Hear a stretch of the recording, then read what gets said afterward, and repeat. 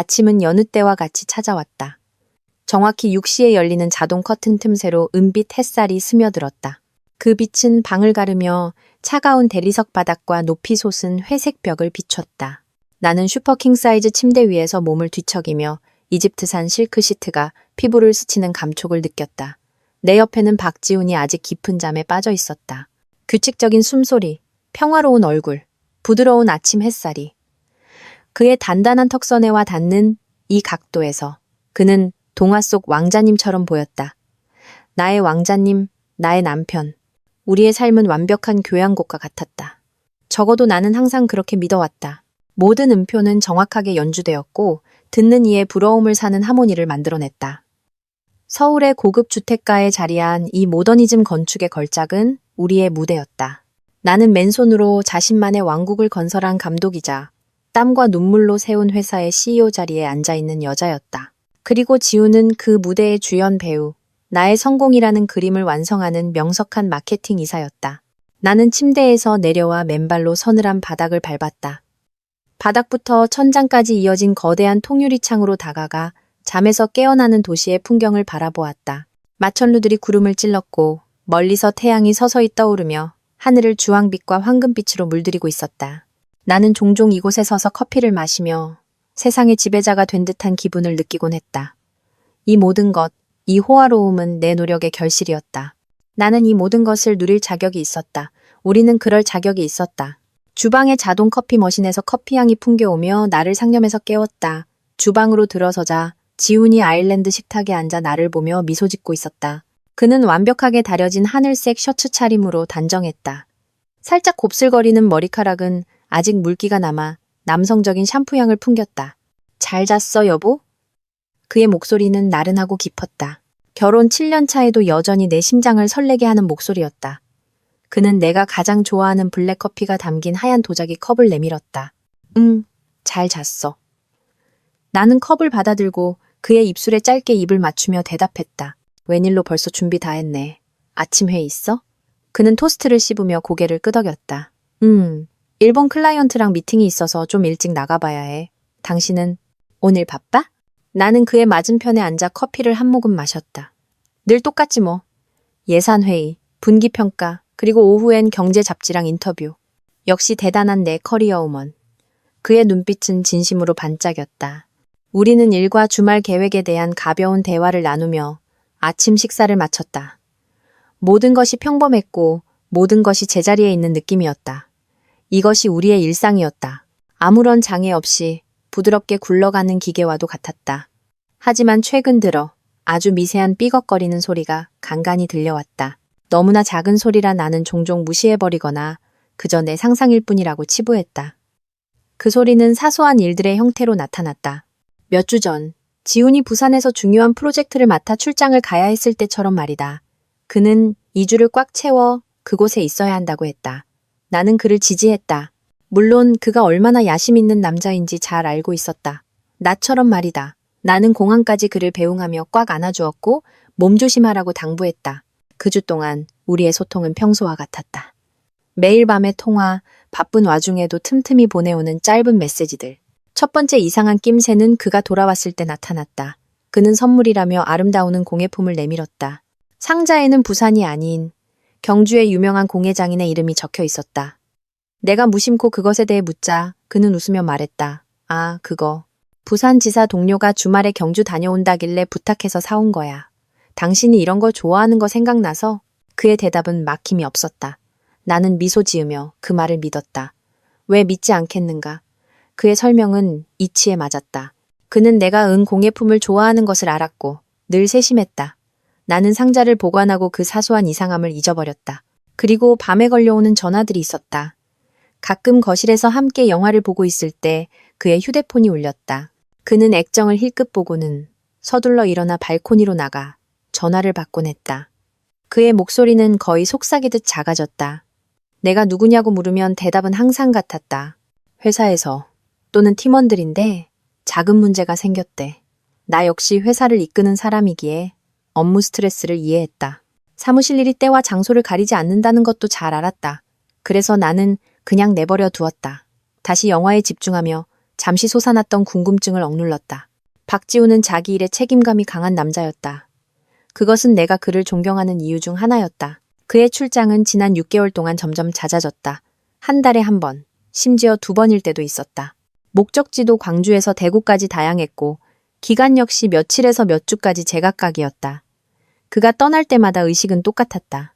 그는 나를 꽉 안으며 얼마나 보고 싶을지 말하고 금방 돌아오겠다고 약속했다. 나는 조금 슬퍼졌다. 이 큰 집이 그가 없으면 텅 빈 것처럼 느껴졌다. 하지만 나는 항상 바쁜 일로 그 감정을 떨쳐냈다. 여보, 나 먼저 나갈게.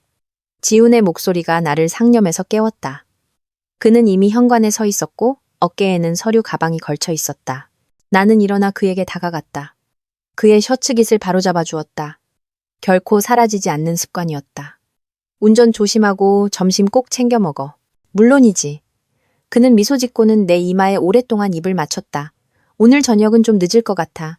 그 일본 클라이언트랑 저녁 식사가 있어. 알았어. 이따 연락 줘. 그는 나를 빤히 바라봤다. 사랑해, 서연아. 나도 사랑해, 지훈씨. 그리고 그는 떠났다. 나는 현관에 서서 그의 차가 마당을 빠져나가 길모퉁이에서 사라질 때까지 지켜보았다. 정적이 즉시 나를 덮쳤다. 에어컨 소리와 거실 벽시계의 똑딱거리는 소리만 들릴 뿐이었다.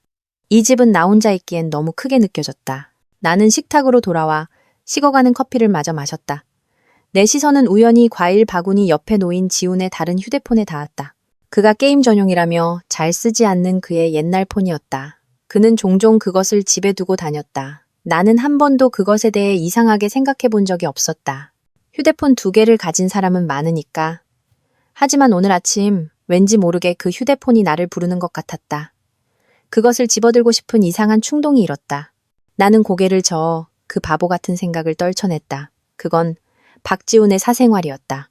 나는 그를 믿었다. 신뢰는 우리가 함께 지은 유리 궁전의 기초였다. 그 기초에 금이 가면 모든 것이 산산조각 날 터였다. 나는 서둘러 아침 식사를 마치고 회사로 갈 준비를 했다. 나에겐 돌봐야 할 왕국이 있었다. 내 관심이 필요한 현실적인 문제들이 있었다. 어쩌면 내 머릿속에만 존재하는 미세한 삐걱거림에 신경 쓸 시간이 없었다. 나는 내 삶이 완벽하고 내 결혼 생활이 완벽하며 내 남편이 완벽하다고 다시 한번 스스로를 납득시켰다. 내가 현실에 목이 메어 질식하는 그날까지 계속 삼킬 달콤한 거짓말이었다. 그날은 내가 상상했던 것보다 훨씬 빨리 찾아왔다. 나는 집을 나서 차에 올라타 회사로 향했다. 내 유리 궁전의 기초가 이미 금이 가기 시작했고 마지막 충격 한 번이면 산산조각 날 준비가 되어 있다는 것을 알아채지 못한 채 그날도 내가 군림하는 오피스 타워에서의 다른 날들과 똑같이 흘러갔다. 내 사무실은 가장 높은 층, 도시 전체를 270도로 조망할 수 있는 코너에 있었다. 이곳에서 보면 아래의 자동차들은 느리게 움직이는 벌레처럼 보였고 도시의 소음은 먼 속삭임으로 들렸다. 이 안에서 나는 우주의 중심이었다.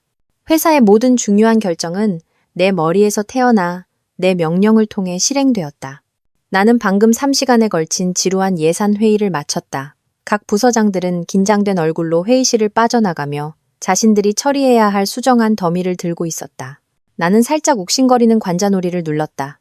여왕이 되는 것은 피곤한 일이었다. 푹신한 가죽 의자에 기대 잠시 눈을 감고 다음 일정을 위해 에너지를 회복하려 했었다. 바로 그때 책상 위에 휴대폰이 부드러운 알림 소리를 내며 조용히 진동했다. 평소라면 업무 시간에 개인적인 알림은 무시했겠지만 왠지 이번에는 손이 저절로 뻗어나갔다. 아마도 숫자와 수익 전망치에서 잠시 벗어날 필요가 있었기 때문일 것이다. 화면이 켜지며 내가 거의 열어보지 않는 소셜미디어 앱에 알림이 떴다. 친구 요청과 함께 10수년 동안 보지도 듣지도 못했던 이름으로부터 온 메시지였다. 이수진. 그 이름은 내 기억 속 낡은 방을 여는 열쇠 같았다. 순식간에 나는 시끄럽고 붐비던 고등학교 복도로 되돌아갔다. 포니테일 머리에 더 자유롭게 웃던 훨씬 어린 강서연이 보였다. 그리고 내 옆에는 항상 수진이가 있었다. 수진이는 나의 가장 친한 친구였다. 우리는 떨어질 수 없는 사이였다. 교실에서 같은 책상을 썼고 쉬는 시간에 도시락을 나눠 먹었으며 학교 뒤뜰의 그늘진 나무 아래서 비밀을 공유했다. 수진이는 따뜻한 미소와 항상 정직해 보이는 눈을 가진 소박한 소녀였다. 그녀는 좋은 청취자였고 내가 무서운 선생님, 쌓여가는 숙제, 또는 보답받지 못하는 풋사랑에 대한 모든 불평을 쏟아내는 곳이었다. 그녀는 나와 정반대였다. 내가 야심차고 불같은 성격이라면 수진이는 차분하고 시원한 물과 같았다. 우리는 영원히 가장 친한 친구가 되기로 약속했다. 심지어 같은 도시에서 대학을 다니기로 계획하기도 했다. 하지만 운명은 달랐다. 졸업 후 아버지의 직장 때문에 그녀의 가족은 지방으로 이사를 가야 했다. 우리는 기차역에서 눈물과 함께 굳은 포옹으로 작별했다. 계속 편지를 쓰고 전화를 하기로 약속했다. 그 약속은 처음 몇 년간은 지켜졌다. 우리는 편지를 교환하며 대학 생활의 새로운 소식을 전했다. 하지만 시간이 흐르면서 바쁜 일상이 우리를 삼켰다. 편지는 점점 뜸해졌고 전화는 점점 짧아졌으며 마침내 우리의 연락은 완전히 끊겼다. 나는 내 꿈을 쌓느라 바빴고 수진이는 그녀에게 무슨 일이 있었는지 나는 몰랐다. 그녀는 마치 세상에서 사라진 것 같았다. 그리고 이제 거의 15년 만에 그녀의 이름이 내 휴대폰 화면에 다시 나타났다. 심장이 조금 더 빨리 뛰었다. 궁금증과 따뜻한 향수가 뒤섞였다. 나는 그녀의 메시지를 열었다. 서연아, 나 수진이야. 나 기억나지? 갑자기 나타나서 미안. 네 계정을 막 찾았어. 요즘 어떻게 지내? 사진 보니까 너 정말 대단하더라. 성공한 여성이 됐네. 내가 다 자랑스럽다. 나는 메시지를 읽으며 미소 지었다. 그녀의 말투는 변하지 않았다. 여전히 내가 알던 수진이 그대로였다. 나는 바로 답장을 입력했다. 수진아, 세상에. 당연히 기억하지? 그동안 어떻게 지냈어? 나도 네 메시지 받고 정말 놀랐어. 난 잘 지내. 넌 어때? 그녀의 답장은 거의 즉시 왔다. 내 이야기는 길어, 서연아. 짧게 말하면 나 지금 결혼했고 그거 알아? 남편이랑 나 얼마 전에 이 도시로 이사 왔어. 수도권 외곽에 작은 집을 샀어. 나는 놀랐다. 수진이가 나와 같은 도시에 있다니. 세상이 참 좁게 느껴졌다. 와, 결혼 축하해. 진짜 여기 있다고? 우리 언제 꼭 만나야겠다. 나는 신나서 답했다. 사실 그래서 연락했어. 너무 보고 싶어, 서연아. 혹시 안 바쁘면 이번 주말에 우리 집에 놀러 올래? 그냥 차 마시면서 이야기나 하자. 남편도 너한테 소개해주고 싶어. 그 초대는 너무나 진심으로 느껴졌다. 오랫동안 끊어졌던 우정의 끈을 다시 잇자는 제안이었다. 경쟁과 빽빽한 일정으로 가득 찬 내 세상 속에서 아무런 이해관계 없는 오랜 친구와 시간을 보낸다는 생각은 매우 즐겁게 들렸다. 더 단순했던 과거로의 짧은 탈출이었다. 당연히 가야지. 기꺼이 갈게. 주소 보내줘. 이번 주 토요일에 시간 괜찮아. 나는 망설임 없이 입력했다. 신난다. 이따가 주소 보내줄게. 곧 보자, 서연아. 나는 여전히 입가에 미소를 머금은 채 휴대폰을 책상 위에 다시 올려놓았다. 나는 설렜다. 수진이를 다시 만날 것이다. 그녀의 삶이 지금은 어떤지, 그녀의 남편은 어떤 사람일지 궁금했다. 나는 따뜻함과 사랑으로 가득 찬 그들의 작고 소박한 집을 상상했다. 지훈이 없을 때면 종종 차갑고 텅 비게 느껴지는 나의 궁정과는 대조적이었다. 나는 지훈에게 전화해서 이 기쁜 소식을 알릴까 생각했지만 그가 중요한 저녁 식사 중이라는 것을 기억했다. 그를 방해하고 싶지 않았다. 나중에 그가 집에 돌아오면 모든 것을 이야기할 것이다. 그도 분명 나처럼 기뻐해 줄 것이다. 그날 남은 시간 동안 내 생각은 간간히 수진이에게로 향했다. 나는 컴퓨터에 있는 오래된 사진 앨범을 다시 열어 고등학교 시절 우리의 사진을 찾았다. 거기에는 교복을 입은 두엣된 소녀가 해맑게 웃으며 서로 어깨동무를 하고 있었다. 어른의 삶이 얼마나 복잡한지 아무것도 모른 채 그 사진들을 보니 마음이 따뜻해졌다. 토요일 아침, 나는 상쾌한 기분으로 일어났다. 편안한 옷을 골랐다. 옅은 파란색 면 원피스에 가벼운 화장을 했다. 강서연 대표가 아닌 그녀의 친구 서연이 본연의 모습으로 보이고 싶었다. 나는 심지어 개인 기사를 집에 남겨두고 직접 차를 몰았다. 수진이의 집으로 가는 길은 내가 거의 가보지 않은 도시의 한 구역으로 나를 이끌었다. 넓고 고층 빌딩이 가득한 길이 점차 가로수가 우거진 좁은 길로 바뀌었다. 이곳의 공기는 더 신선하게 느껴졌다. 마침내 휴대폰의 내비게이션 앱이 나를 조용하고 아늑한 주택 단지로 안내했다. 나는 그녀의 집을 찾았다. 크림색 페인트가 칠해진 아담한 집이었고 앞에는 형형색색의 꽃이 심어진 작은 정원이 있었다. 소박하지만 매우 잘 가꾸어진 모습이었다. 나는 차를 주차하고 단골 가게에서 사온 작은 케이크 상자를 들고 내렸다. 내가 문을 두드리자 얼마 지나지 않아 문이 열렸다. 한 여성이 내 앞에 나타났다. 그녀의 머리는 어깨까지 오는 단발이었고 얼굴은 내가 기억하는 그대로였다. 다만 이제는 성숙함을 나타내는 눈가에 잔주름이 있었다. 그녀는 수진이었다. 서연아! 그녀가 소리쳤다. 그녀의 눈이 즉시 반짝였다. 수진아! 나도 대답했다. 우리는 즉시 서로를 꽉 껴안았고 웃음과 작은 울음이 동시에 터져나왔다. 우리를 갈라놓았던 15년의 세월이 순식간에 사라진 것 같았다. 우리는 긴 방학이 끝난 후 만난 두 고등학생 소녀로 돌아갔다. 들어와. 그녀가 내 손을 열정적으로 끌며 말했다. 미안해. 우리 집은 내 집처럼 크지 않아. 그런 말 마. 너희 집 정말 아름답다. 나는 진심으로 대답했다. 집 내부는 작았지만 매우 아늑하고 세련되게 꾸며져 있었다. 소박한 원목 가구, 밝은 색의 소파 쿠션, 그리고 벽 선반에 놓인 작은 사진들. 모든 것이 행복의 아우라를 뿜어내고 있었다. 나는 이곳에 있는 것이 평화롭게 느껴졌다. 남편은 잠깐 앞에 뭐 사러 나갔어. 금방 올 거야. 그녀가 부엌으로 걸어가며 말했다. 뭐 마실래? 차? 커피? 차 마실게. 내가 대답했다. 푹신한 소파에 앉아있자 수진이가 따뜻한 차 2잔과 비스킷 한 접시를 들고 돌아왔다. 우리는 10수년 동안 쌓아두었던 모든 이야기를 쏟아내기 시작했다. 나는 회사를 세우기까지의 고군분투와 지훈과의 결혼 생활에 대해 이야기했다. 수진이는 감탄하며 들었다. 그리고 그녀가 자신의 삶에 대해 이야기할 차례였다. 여러 곳을 옮겨 다녔던 삶, 그녀가 했던 소박한 일들, 그리고 마침내 1년 전 남편을 어떻게 만났는지에 대해 이야기했다. 그는 정말 좋은 사람이야, 서연아. 참을성 있고 다정하고 나를 정말 사랑해줘. 난 세상에서 가장 운 좋은 여자가 된 것 같아. 그녀가 말했다. 그녀의 눈은 사랑으로 빛났다.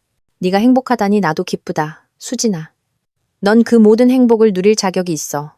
나는 진심으로 말했다. 내 친구가 그렇게 행복해하는 것을 보니 내 마음도 따뜻해졌다. 자, 집 구경시켜줄게. 우리가 2번째 찻잔을 비운 후 그녀가 제안했다.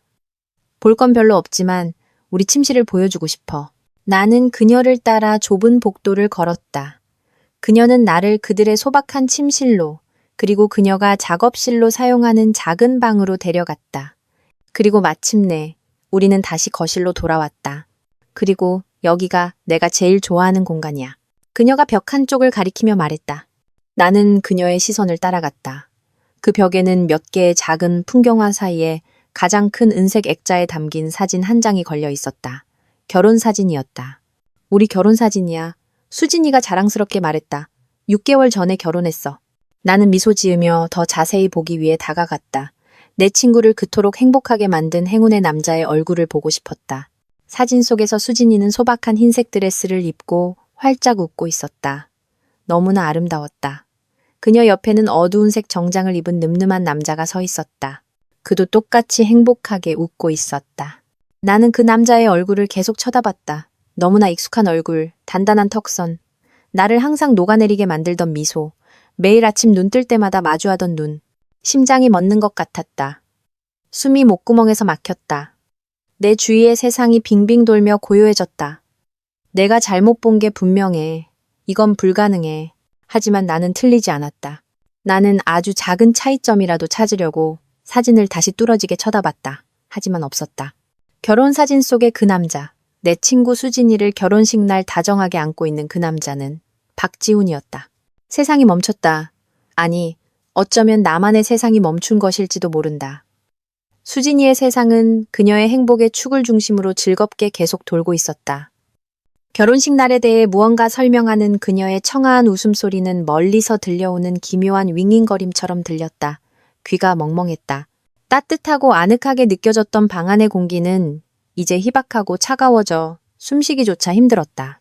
나는 계속 그 사진을 쳐다봤다. 마치 내 시선의 힘으로 그 안의 남자 얼굴을 바꿀 수 있을 것처럼.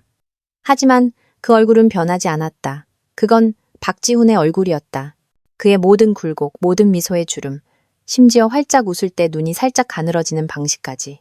모든 것이 내 남편의 것이었다. 나는 그의 손목에 감긴 시계조차 알아보았다. 그것은 우리의 5주년 결혼기념일 선물로 내가 준 시계였다. 스위스에서 특별 주문한 한정판 시계. 보이지 않는 손이 내 심장을 쥐어짜는 것 같았다. 그는 다른 여자와 내 오랜 친구와의 결혼식 날에 내가 준 선물을 차고 있었다. 이름은 김민준이야. 수진이의 목소리가 마침내 내 머릿속의 안개를 뚫었다. 김민준, 잘생겼지? 김민준, 가짜 이름. 이 거짓말은 내가 상상할 수 있었던 것보다 훨씬 더 깊고 구조적이었다. 이것은 단순한 순간의 외도가 아니었다. 이것은 이중생활이었다. 아주 치밀하게 계획된 사기극이었다. 나는 무언가 말해야 했다. 내 침묵은 너무 길어졌다. 수진이는 이제 이마에 주름을 잡으며 나를 쳐다보고 있었다. 왜 내가 그저 얼어붙은 채 서 있는지 궁금해하는 것 같았다. 나는 얼굴 근육을 억지로 움직였다. 입꼬리를 끌어올려 내가 바라던 미소처럼 보이는 무언가를 만들었다. 상처에 달라붙은 피부를 잡아당기는 것 같았다. 응, 정말 잘생겼다. 내 목소리는 갈라진 속삭임으로 나왔다. 나는 헛기침을 하며 통제력을 되찾으려 애썼다. 너희 정말 잘 어울리는 한 쌍이야. 그 말들은 내 혀끝에서 독처럼 느껴졌다. 행복이 즉시 수진이의 얼굴에 다시 피어났다. 그녀는 내 목소리의 이상함을 눈치채지 못했다. 그녀는 너무나 자신의 세계에 빠져 있었다. 고마워, 서연아. 너도 분명 기뻐할 줄 알았어. 민준 씨는 내가 만난 최고의 남자야. 그는 프로젝트 컨설턴트로 일해서 출장이 잦아. 가끔 몇 주씩 떠나야 할 때면 안쓰럽지만 그게 다 우리 미래를 위한 거래. 그녀의 모든 문장은 비수처럼 꽂혔다. 프로젝트 컨설턴트, 잦은 출장, 몇 주씩. 모두 지훈이 내게 했던 거짓말의 메아리였다.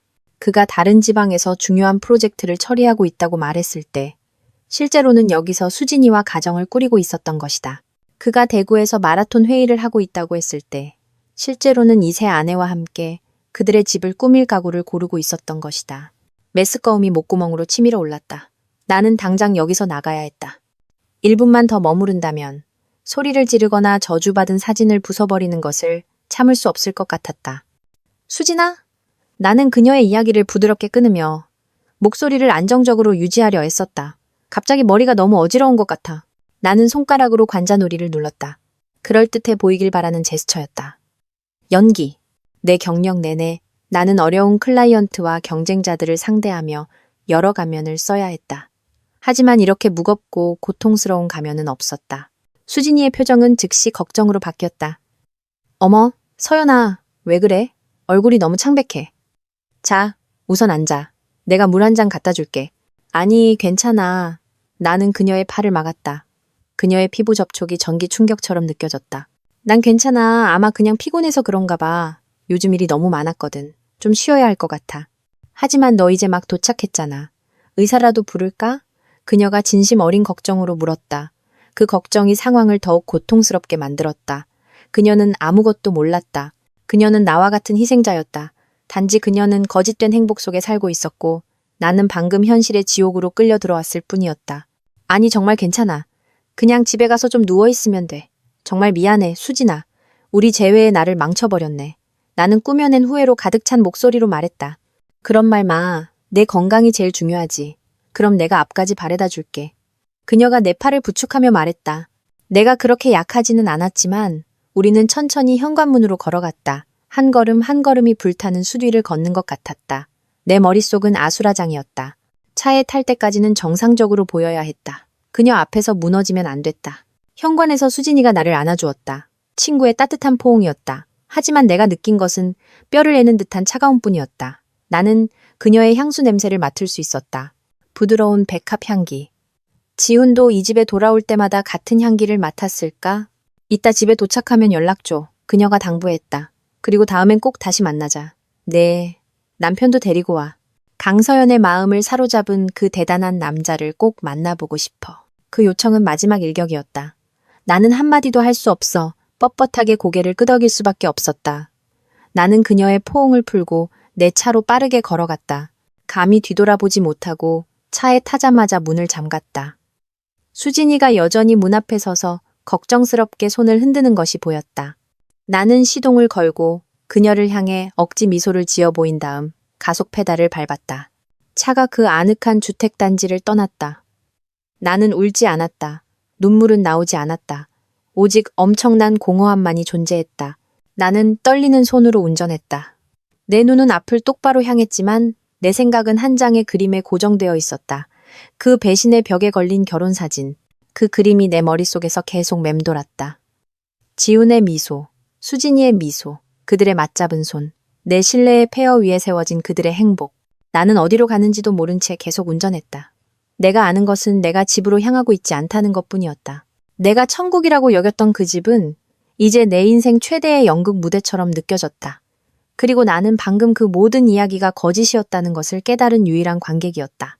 얼마나 목적 없이 운전했는지 모르겠다. 붐비는 도시의 거리, 경적 소리, 신호등 불빛 모두가 흐릿하고 의미 없는 배경이 되었다. 내 마음은 맹렬한 폭풍이었고 나는 그 한가운데서 무력하게 흔들리고 있었다. 내 차는 마침내 한적한 호숫가에 멈췄다. 예전에 지훈과 내가 연애할 때 자주 오던 곳이었다. 아이러니했다. 나는 시동을 껐다. 차 안의 정적이 귀를 먹먹하게 했다. 그 사진의 이미지가 다시 떠올랐다. 이번에는 더 선명하고 더 날카롭고 더 고통스러웠다. 그리고 마침내 내 방어선이 무너졌다. 첫 번째 흐느낌이 내 입술에서 터져 나왔다. 상처 입은 짐승의 소리 같았다. 그리고 다음 흐느낌이 또 다음 흐느낌이 이어져 나는 결국 주먹으로 핸들을 내리치며 격렬하게 오열했다. 고통은 너무나 육체적이고 현실적이어서 마치 가슴속에서 무언가 깨지는 것 같았다. 7년, 내 인생의 7년, 내 사랑, 내 충실함, 모든 것이 잔인한 농담처럼 느껴졌다. 나는 눈이 붓고 머리가 띵할 때까지 울었다. 나의 어리석음, 나의 순진함을 통곡했다. 어떻게 사업에서는 항상 신중하고 철저했던 강서연이 내 집 안에서 이렇게 큰 거짓말을 보지 못했을까? 어떻게 그 징후들을 알아채지 못했을까? 첫 번째, 슬픔의 파도가 지나가고 엄청난 피로감이 남았을 때 비로소 내 이성이 다시 작동하기 시작했다. 더 이상 감정이 아닌 그동안 기업 세계에서 내 무기가 되어주었던 냉정한 논리로 나는 의자에 기대 앉아 여전히 가쁜 숨을 골랐다. 우는 것만으로는 아무것도 해결되지 않는다. 나는 답이 필요했다. 사실이 필요했다. 나는 다시 차에 시동을 걸었다. 이번에는 목적지가 분명했다. 이불 밑에 숨기 위해 집으로 가는 것이 아니라 나의 유리 궁전을 전쟁 기지로 바꾸기 위해서였다. 집에 도착했을 때 평소처럼 고요한 분위기가 나를 맞았다. 하지만 이번의 정적은 다르게 느껴졌다. 그것은 나를 비웃는 것 같았다. 이 집의 모든 구석, 내가 고른 모든 값비싼 가구, 걸려있는 우리 둘의 모든 사진이 이제는 거짓말 무대의 장식 일부처럼 보였다. 나는 곧장 우리의 서재로 걸어 들어갔다. 메인 조명은 켜지 않고 희미한 빛의 책상 스탠드만 켰다. 나는 지훈의 의자, 그가 보통 재택근무할 때 사용하던 의자에 앉았다. 그의 노트북을 열었다. 비밀번호를 알고 있었다. 내 생일과 우리 결혼기념일의 조합. 씁쓸한 웃음이 나오는 아이러니였다. 여전히 약간 떨리는 손으로 나는 일을 시작했다. 그의 모든 출장 파일, 항공편 일정, 호텔 예약, 지출 보고서를 열었다. 그리고 내 노트북을 열어 내 개인 캘린더와 중요한 메모들을 띄웠다. 나는 퍼즐 조각들을 하나씩 맞추기 시작했다. 우리 결혼 6개월 전, 수진이의 말이 다시 맴돌았다. 나는 6개월 전에 달력을 확인했다. 지우는 제주도에서 3주간의 긴 출장 중이었다. 그는 대규모 컨퍼런스 준비 때문이라고 했다. 심지어 중문의 고급 호텔 회의실에서 찍은 사진도 보내왔었다. 지금 와서 생각하니 그 사진은 훨씬 전에 찍었거나 조작된 것임이 틀림없었다. 3주는 결혼식을 올리고 아름다운 신혼여행을 즐기기에 충분하고도 남는 시간이었다. 그리고 경주에서 오는 공예품 선물. 그때 그는 부산 프로젝트에서 막 돌아온 참이었다. 나는 지도를 열었다. 부산, 경주, 제주도 모두 쉽게 오갈 수 있는 곳들이었다. 경주공항에서 환승했다는 그의 설명은 이제 너무나 우스꽝스럽게 들렸다. 그는 분명 수진이와 함께 그곳에 갔을 것이다. 다음 퍼즐 조각, 밤중의 전화 통화들. 나는 항상 업무 때문이라고 생각했다. 얼마나 바보 같았는가. 그건 분명 그의 두 번째 아내, 수진이에게서 온 전화였을 것이다. 그들은 아마 잘 자라는 인사를 나누고 있었을 것이다. 나는 바로 옆에 앉아 아무것도 모른 채 분노가 내 슬픔에 남은 찌꺼기를 태워버리기 시작했다. 이것은 단순히 감정적인 배신이 아니었다. 이것은 음모였다. 그는 나를 조종하고 속이고 아마도 이용했을 것이다. 내 생각은 즉시 재정 문제로 옮겨갔다. 나는 우리의 공동은행 계좌를 열었다. 이상한 거래는 없었다. 박지우는 그럴 만큼 영리했다. 그렇다면 그는 어떻게 그의 두 번째 삶의 비용을 충당했을까? 그 집은 소박하더라도 계약금과 대출 상환금이 필요했다. 결혼 비용, 생활비. 그때 끔찍한 생각이 내 머리를 스쳤다. 회사. 그는 내 회사의 마케팅 이사였다. 그는 상당한 규모의 예산에 접근할 수 있었다. 프로모션 예산, 클라이언트 행사 예산, 출장 예산. 내 손가락은 키보드 위에서 빠르게 움직여 회사의 내부 재무 시스템에 접속했다. 규약을 위반하는 행위였다. 하지만 상관없었다. 이건 내 회사였다. 나는 알 권리가 있었다. 나는 지난 1년간 마케팅 부서에서 제출한 모든 지출 보고서를 열었다. 줄마다 나열된 숫자를 훑어보았다. 처음에는 모든 것이 정상적으로 보였다. 항공권, 호텔, 렌터카, 클라이언트와의 저녁 식사 비용 청구. 모두 지불 증빙이 첨부되어 있었다. 하지만 그때 나는 어떤 패턴을 보기 시작했다. 이름이 낯선 몇몇 공급업체들이 있었다.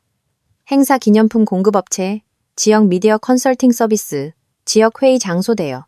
이 공급업체들의 이름은 여러 도시의 지출 보고서에서 반복적으로 나타났다. 나는 인터넷에서 그 공급업체들의 이름을 검색해 보았다. 결과는 없었다. 웹사이트도 디지털 흔적도 없었다. 그들은 유령 회사였다. 심장이 격렬하게 뛰었다. 나는 그 유령 공급업체들로의 자금 흐름을 추적했다. 모든 지불은 여러 다른 은행 계좌로 이체되었다. 예전에 배웠던 약간의 윤리적 해킹 기술을 이용해 나는 그 계좌들의 소유자 이름을 추적하는 데 성공했다. 계좌 소유자 중 한 명의 이름은 김민준이었다. 내 남편의 가명, 그리고 다른 이름은 내 피를 얼어붙게 만들었다. 이수진. 이것이 그의 계획이었구나. 그는 나를 개인적으로 배신했을 뿐만 아니라 내 회사를 강탈하고 있었다. 내 회사 돈을 내 피땀 흘린 노력의 결실을 이용해 내 오랜 친구와 새로운 삶을 꾸리고 있었던 것이다. 나는 의자에 기댔다. 숨이 가빠졌다. 내 가슴속의 고통은 이제 다른 무언가로 변모했다. 더 어둡고, 더 차갑고, 더 위험한 것. 분노. 순수하고 무자비한 분노. 그는 내 마음만 부순 것이 아니었다. 그는 나를 모욕했다. 그는 나를 바보로 여겼다. 그는 강서연을 가지고 놀 수 있다고 생각했다. 나는 어두운 노트북 화면에 비친 내 모습을 바라보았다. 얼굴은 창백했고 눈은 울어서 부어 있었다. 하지만 내 눈빛에는 새로운 무언가가 있었다. 더 이상 상심한 아내의 눈빛이 아니었다. 자신의 왕국이 공격당한 여왕의 눈빛이었다. 그리고 여왕은 공격당했을 때 가만히 있지 않는다. 그녀는 전쟁을 선포한다. 나는 지훈의 노트북을 끄고 완전히 내 노트북으로 전환했다. 울음은 끝났다. 슬퍼할 시간도 끝났다. 이제는 전략을 짤 시간이었다. 나는 맹목적인 분노로 그를 상대하지 않을 것이다. 나는 내 방식대로, 냉정한 계산으로, 외과 의사의 정밀함으로, 그리고 내 왕국의 모든 힘을 동원하여 해낼 것이다. 그가 내 심장을 뽑아냈으니 나는 그의 삶 전체를 뿌리째 뽑아버릴 것이다. 분노는 엄청난 연료였다. 슬픔을 불태우고 눈물을 증발시키며 차갑고 집중된 에너지만을 남겼다. 다음 며칠 동안 나는 단 하나의 목표를 위해 프로그래밍된 기계처럼 움직였다. 탄약을 모으는 것. 나는 2명의 사람이 되었다. 밖에서는 예전과 같은 강서연이었다. 날카로운 효율성으로 회의를 이끌고 복도에서 직원들에게 미소 지으며 주말에는 부모님께 안부 전화를 걸었다. 지훈이 집에 돌아왔을 때는 다정한 아내였다. 그의 하루를 묻고 그의 이야기를 가짜 흥미를 보이며 들어주었다. 내 가면은 완벽했고 한치의 균열도 보이지 않았다. 박지훈은 조금도 의심하지 않았다. 그는 여전히 나를 자신의 세상이 자신을 중심으로 돌아간다고 믿는 사랑스럽고 약간은 순진한 아내로 보고 있었다. 그는 미소 짓는 내 눈 뒤에 그의 모든 움직임, 모든 거짓말을 기록하는 매의 눈이 있다는 것을 몰랐다. 그가 내 옆에서 깊이 잠들었을 때 그의 규칙적인 숨소리는 내 작업의 배경음악이 되었다. 나는 침실을 몰래 빠져나와 서재로 내려가 밤의 정적 속에서 사냥을 계속했다. 내가 찾아내는 새로운 증거 하나하나는 그를 심판의 기둥에 못 박을 못이 될 것이었다. 하지만 나는 혼자서는 할 수 없다는 것을 깨달았다. 단단히 잠겨있는 디지털 흔적들이 있었고 그것을 열기 위해서는 특별한 전문 기술이 필요했다. 도움이 필요했다. 하지만 내 평판을 무너뜨릴 수 있는 이 비밀을 누구에게 믿고 맡길 수 있을까? 나는 내 주변의 모든 사람을 떠올렸다. 이사회는 너무 정치적이었다. 다른 부서장들은 각자의 이해관계가 있었다. 그때 최민호가 떠올랐다. 최민호는 정보기술 부서의 부장이었다. 사람보다는 코드라인과 대화하는 것을 더 좋아하는 20대 후반의 컴퓨터, 천재. 그는 이 회사가 아직 작은 스타트업이었을 때 내가 채용한 첫 직원 중 한 명이었다. 그는 회사에 충성하는 것이 아니라 나 개인에게 매우 충성스러웠다. 나는 예전에 그의 어머니가 위독했을 때 그가 요청하지도 않았는데 모든 병원비를 해결해 준 적이 있었다. 그는 내게 빚을 졌고 나는 그가 내 비밀을 무덤까지 가져갈 것이라는 것을 알았다. 다음 날, 나는 그를 내 사무실로 불렀다. 주위에 아무도 없는 것을 확인하고 문을 잠갔다. 그 행동에 그의 이마에 걱정스러운 주름이 잡혔다. 앉아요, 최 부장. 내가 차분하게 말했다. 그는 내 앞의자에 긴장한 듯 앉았다. 시스템에 문제라도 있습니까, 대표님? 우리 시스템은 괜찮아요. 하지만 내 전문 기술이 필요한 개인적인 문제가 있어요. 이 문제는 매우 민감합니다. 계속하기 전에 약속이 필요해요. 이 방에서 우리가 나누는 대화, 나중에 최 부장이 발견하게 될 모든 것은 절대 당신 입 밖으로 나가서는 안 돼요. 누구에게도. 알겠어요? 내 눈은 그를 똑바로 깜빡이지 않고 쳐다봤다. 그는 침을 삼키고는 단호하게 고개를 끄덕였다. 알겠습니다, 대표님. 제 약속을 믿으셔도 됩니다. 나는 그를 믿었다. 그리고 설명을 시작했다. 나는 그에게 이중 결혼에 대한 모든 이야기를 하지는 않았다. 그것을 소리내어 말할 용기가 없었다. 나는 그것을 고위급 내부 사기 혐의 사건으로 포장했다. 박 이사가 회사 자금을 개인적인 용도로 유용한 것으로 믿을 만한 강력한 이유가 있습니다. 내 남편의 이름을 직접 부르는 것이 어색하고 차갑게 느껴졌다. 몇몇 유령 공급업체와의 거래를 이미 찾아냈지만 더 많은 것이 필요해요. 전체 그림이 필요합니다. 최민호의 얼굴에는 놀라움이 스쳤지만 그는 재빨리 그것을 감추었다. 그는 프로였다. 제가 무엇을 해드리면 되겠습니까? 모든 것이 필요해요. 내가 대답했다. 서버에서 모든 데이터를 추출해줬으면 해요. 박 이사의 이메일, 활성화된 것이든 삭제된 것이든 전부, 사내 메신저 대화 기록, 네트워크 접속 로그, 그리고 지난 1년간 그의 출장 기간 동안의 휴대폰 위치도 추적해줬으면 해요. 그가 실제로 어디에 있었는지 알고 싶어요.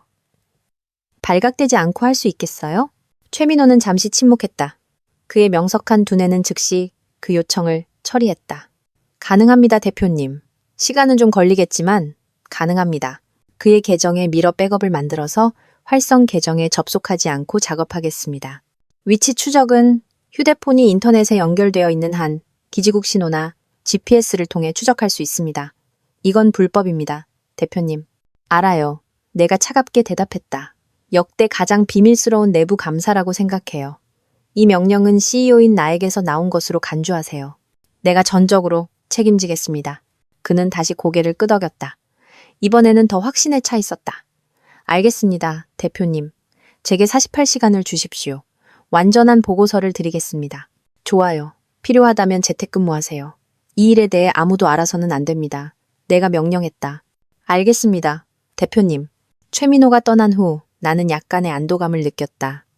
사냥 기계는 이제 최대 출력으로 가동되고 있었다. 최민호가 디지털 세계에서 작업하는 동안 나는 물리적인 세계에 집중했다. 그날 밤 지훈이 샤워하는 동안 나는 우리의 드레스룸에 들어갔다. 깔끔하게 걸려있는 그의 모든 정장과 셔츠를 확인했다. 그가 최근 클라이언트 미팅 때 입었던 정장 주머니 안에서 나는 종이 한 장을 발견했다. 보석 가게의 영수증이었다. SC 이니셜 펜던트가 달린 금목걸이 구매 영수증. 날짜는 내가 전화 통화에서 기억해낸 수진이의 생일이었다. 나는 영수증을 사진 찍고 다시 그의 정장 주머니에 넣어두었다. 그의 모든 사소한 거짓말은 나에게 작은 승리였다. 이틀 후 약속대로 최민호는 내게 암호화된 이메일을 보냈다. 내용은 여러 겹으로 보호된 클라우드 스토리지, 폴더 링크였다. 나는 모든 직원이 퇴근한 후 조용한 내 사무실에서 그것을 열었다. 그 안에서 내가 발견한 것은 나를 메스껍게 만들면서도 동시에 만족스러웠다. 수백 통의 복구된 이메일이 있었다. 김민준이라는 가명으로 개인 이메일 주소를 사용하는 지훈과 여러 사람 간의 이메일이었다. 수진이가 사는 주택단지의 집 구매에 관한 부동산 중개인과의 이메일이 있었다. 결혼식 업체와 케이터링, 장식, 음악의 세부 사항을 논의하는 이메일이 있었다. 김민준과 수진이 사이의 애정 어린 이메일은 애칭과 미래 계획으로 가득했다. 그들은 심지어 아이들 이름까지 의논하고 있었다. 그리고 위치 추적 데이터가 있었다. 그 데이터는 붉은 점으로 가득 찬 지도를 보여주었다. 부산 출장 기간 동안 그의 휴대폰은 경주에 있었다. 광주에서 회의하는 동안 그는 수진이의 고향인 다른 도시에 있었다. 아마 그녀의 가족을 만나러 갔을 것이다. 그리고 제주도 컨퍼런스 동안 그의 휴대폰은 실제로 제주도에 있었지만 그가 말한 중문이 아니었다. 그의 위치는 제주도의 아름다운 결혼식 채플에 고정되어 있었다. 정확히 최민호가 찾아낸 디지털 청첩장에 적힌 날짜에 최민호는 또한 더 상세한 재무 보고서를 첨부했다. 그는 은행 데이터를 해킹하여 복잡한 자금 흐름을 찾아냈다. 지훈은 유령 회사를 만들어 내 회사에 가짜 서비스를 청구하고 그 돈을 김민준 명의의 계좌로 이체했다. 그리고 거기서 다시 자신과 수진이의 공동명의 계좌로 옮겼다. 금액은 엄청났고 집과 차를 사고 호화로운 결혼식을 비밀리에 치르기에 충분했다. 모든 증거의 정점은 PDF 형식의 스캔 파일이었다. 최민호는 그것을 최종 문서라고 이름 붙였다. 나는 그것을 열었다. 그것은 행정기관에서 발급된 혼인관계증명서 사본이었다. 거기에는 수진이 사진 옆에 지훈의 사진이 선명하게 밝혀 있었다. 기재된 이름은 김민준과 이수진이었다. 김민준의 혼인 상태, 미혼. 그는 재혼하기 위해 공문서를 위조했다. 명백한 형사 범죄였다. 나는 노트북을 덮었다. 나는 모든 것을 가졌다. 충분하고도 넘쳤다. 나는 횡령, 사기, 공문서 위조, 그리고 간통의 증거를 가지고 있었다. 나는 법정에서 법의 심판대와 여론의 심판대 양쪽에서 그를 파괴할 수 있었다. 나는 거의 1시간 동안 내 사무실의 어둠 속에 앉아 멀리서 반짝이는 도시의 불빛을 바라보았다. 더 이상 눈물도 폭발하는 분노도 없었다. 남은 것은 차갑고 치명적인 평온함 뿐이었다. 나는 그의 모든 부패를 보았다. 이제 그가 내 힘을 볼 차례였다. 나는 휴대폰을 들어 지훈에게 짧은 메시지를 보냈다. 자기야, 내일 저녁 외식하지 마. 내가 당신을 위해 특별한 요리를 해주고 싶어. 몇 초 후 하트 이모티콘으로 가득 찬 그의 답장이 왔다. 와, 웬일이야. 당연히 일찍 퇴근해야지 여보. 기대된다. 나는 휴대폰을 내려놓았다. 그래, 돌아와. 너의 마지막 공연을 위해 돌아와. 너의 아름다운 연극의 막은 곧 내려질 거야. 지훈아. 그리고 내가 그 이야기의 끝을 네가 결코 잊지 못하게 만들어줄게. 그날 밤 우리 집은 비극 공연을 위해 준비된 극장 무대 같았다. 나는 감독이자 시나리오 작가이며 동시에 주연 배우였다. 모든 세부 사항은 내가 세심하게 조율했다. 나는 지훈이 가장 좋아하는 요리, 버섯 소스를 곁들인 한우 스테이크, 로즈마리 향의 구운 감자, 그리고 신선한 샐러드를 만들었다. 맛있는 냄새가 공기를 가득 채웠다. 나의 차가운 의도와는 극명한 대조를 이루었다. 나는 우리 컬렉션 중에서 가장 비싼 레드와인 한 병을 골랐다. 우리가 가장 특별한 기념일에만 마시던 와인이었다. 나는 최고의 리넨 식탁보, 반짝이는 도자기 접시, 그리고 테이블 중앙에서 우아하게 타오르며 따뜻하고 낭만적인 희미한 빛을 퍼뜨리는 2개의 긴 양초로 식탁을 차렸다. 마지막으로 나는 이 공연을 위한 의상을 골랐다. 내 몸에 꼭 맞는 짙은 붉은색 실크 드레스. 그가 언젠가 내가 입었던 드레스 중 가장 아름답다고 칭찬했던 드레스였다. 나는 머리를 정돈하고 꼼꼼하게 화장을 했다. 눈가의 남은 붓기를 완벽한 컨실러층으로 가렸다. 거울을 보니 상심한 아내가 아니었다. 모든 것을 완벽하게 통제하는 여성이 보였다. 정확히 저녁 7시 그의 차가 마당으로 들어서는 소리가 들렸다. 내 심장은 긴장으로 빨리 뛰지 않았다. 대신 전투를 앞두고 울리는 북소리처럼 낮고 꾸준하게 울렸다. 현관문이 열렸다. 지훈이 넥타이를 풀며 들어섰다. 그의 얼굴은 하루 종일 일해서 피곤해 보였지만 나와 식당의 분위기를 보자마자 환해졌다. 와, 그가 말했다. 그의 눈이 반짝였다. 이거 무슨 축하할 일이라도 있어?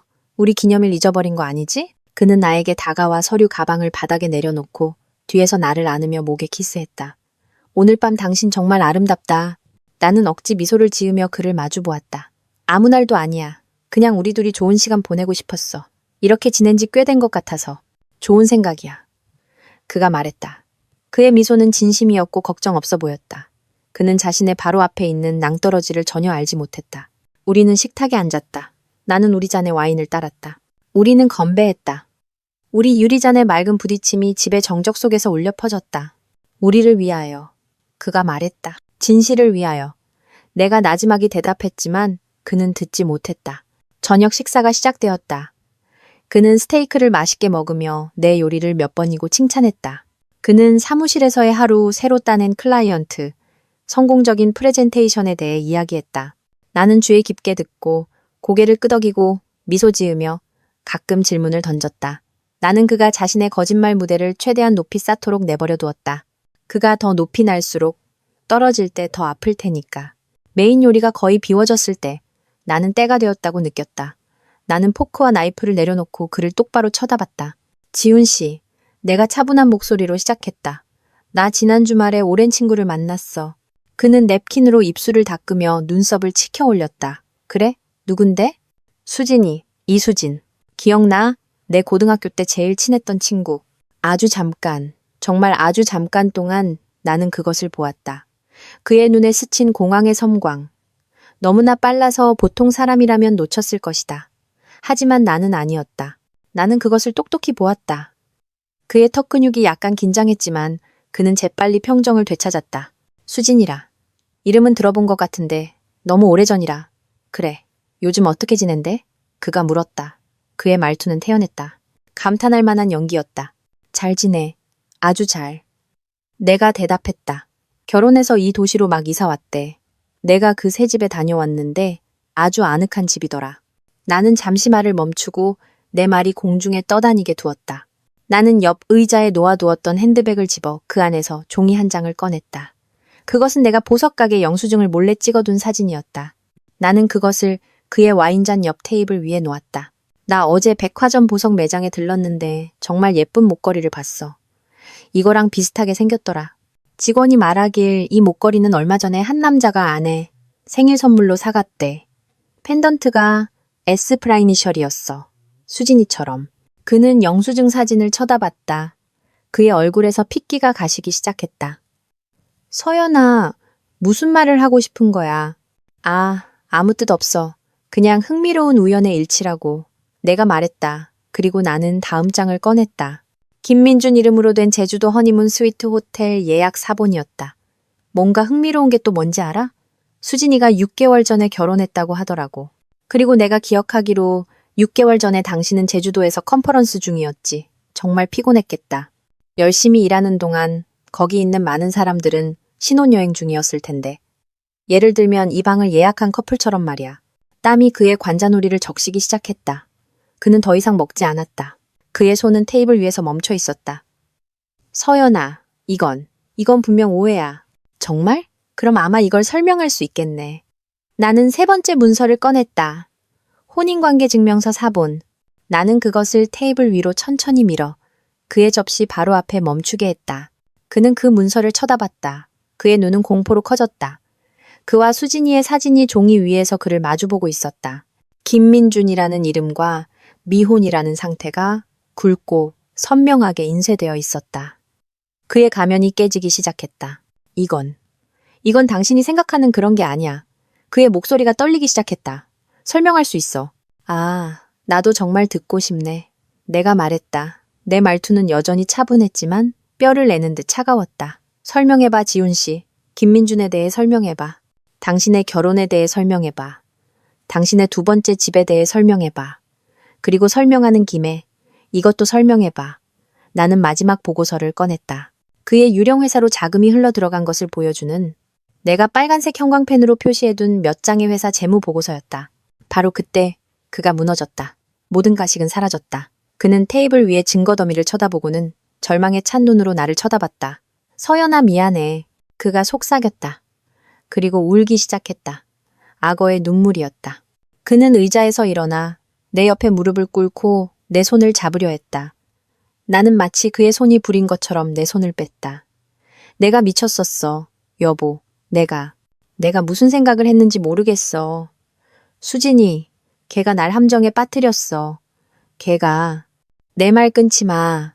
내 목소리는 칼날처럼 날카로웠다. 감히 그녀의 이름을 입에 담거나 누구를 탓할 생각 마. 이건 당신의 선택이고 당신의 거짓말이고 당신의 범죄야. 나 걔랑 이혼할게. 걔를 떠날게. 제발 서연아, 날 떠나지 마. 사랑해. 당신뿐이야. 그가 애원했다. 그의 말은 너무나 비굴하고 절망적으로 들렸다. 나는 바닥에 무릎 꿇고 있는 그를 내려다보았다. 한때 내가 숭배했던 남자가 이제는 너무나 작고 비참해 보였다. 고통은 더 이상 없었다. 오직 혐오감만이 존재했다. 나는 의자에서 일어나 그를 위에서 내려다보았다. 사랑? 당신은 사랑이 무슨 뜻인지 몰라. 당신은 오직 자기 자신만 사랑해. 당신은 내 돈, 당신의 지위, 내가 제공하는 편안함을 사랑했지. 그리고 그 모든 것은 곧 끝날 거야. 나는 식당 문으로 걸어가 바닥에서 여전히 흐느끼고 있는 그를 남겨두었다. 문지방에서 나는 멈춰서서 마지막으로 돌아보았다. 당신의 쇼는 끝났어. 내가 감정 없는 평탄한 목소리로 말했다. 내일은 평소처럼 회사로 와. 중요한 발표가 있을 거야. 나는 그를 거기에 그의 배신의 증거들에 둘러싸인 연극 무대의 폐허 한가운데에 남겨두었다. 나는 다시는 돌아보지 않고 계단을 올라갔다. 첫 번째 전투는 승리했다. 내일 나는 전쟁을 끝낼 것이다. 그날 아침 나는 동이 트기 전에 일어났다. 밤새 한숨도 자지 못했다. 불안해서가 아니라 내 정신이 오늘을 위한 모든 단계를 계획하고 모든 가능성을 예상하며 매우 명료하게 작동했기 때문이었다. 내 옆에서 지우는 불안한 잠을 자고 있었다. 그 역시 잠을 잘 자지 못했겠지만 이유는 달랐다. 그는 밤새 울고 애원하느라 지쳐서 잠들었다. 반면 나는 불타는 에너지 때문에 깨어 있었다. 나는 소리 없이 침대에서 일어났다. 그를 쳐다보지 않았다. 내게 내 침대에 누워있는 그 남자는 단지 낯선 사람이었다. 내가 곧 지워버릴 과거의 유령일 뿐이었다. 나는 오랫동안 샤워하며 따뜻한 물이 내 몸을 흐르게 하여 내 약함의 잔재를 씻어냈다. 오늘은 감정을 위한 공간이 없었다. 오직 실행만이 존재했다. 나는 장군이 갑옷을 고르듯 옷을 골랐다. 날카롭고 단호한 재단에 짙은 검은색 바지 정장. 안에는 상아색 실크 블라우스를 입었다. 머리는 깔끔하게 뒤로 넘기고 강렬하지만 최소한의 화장을 했다. 내 모습에서 유일한 색깔인 짙은 붉은색 립스틱으로 마무리했다. 거울을 보니 내 회사의 CEO가 나를 마주보고 있었다. 차갑고 권위 있으며 무자비한 모습으로. 나는 아래층으로 내려갔다. 지훈은 창백한 얼굴과 부은 눈으로 식탁에 앉아 있었다. 그는 가사도우미가 준비한 아침 식사에 손도 대지 않았다. 나를 보자 그는 서둘러 일어났다. 서연아, 우리 얘기 좀 해야 해. 그가 갈라진 목소리로 말했다. 제발 이러지 마. 우리 이거 잘 해결할 수 있어. 내가 뭐든지 할게. 나는 마치 그가 존재하지 않는 것처럼 그를 지나쳐 정수기에서 물 한 잔을 따랐다. 더 이상 얘기할 건 없어, 박지훈 씨. 그리고 제발 그 이름으로 부르지 마. 회사에서는 강 대표님이라고 불러. 나는 물을 단숨에 마시고 컵을 테이블 위에 세게 내려놓았다. 오늘 아침 9시 이사회에 늦지 마. 다시는 돌아보지 않고 나는 집을 나섰다. 식당에 얼어붙은 채 서 있는 그를 남겨두고 회사로 가는 길은 짧게 느껴졌다. 내 정신은 집중되어 있었다. 내 사무실 건물에 도착했을 때 나는 다른 분위기를 느꼈다. 공기가 긴장되어 있었다. 내 비서는 모든 이사들이 이미 모여 있다고 알려주었다. 그들은 모두 내가 어젯밤 이메일로 공지한 긴급회의에 대해 혼란스러워했다. 좋아요. 내가 말했다. 아무도 이 회의를 방해하지 못하게 하세요. 전화도 방문객도 받지 마세요.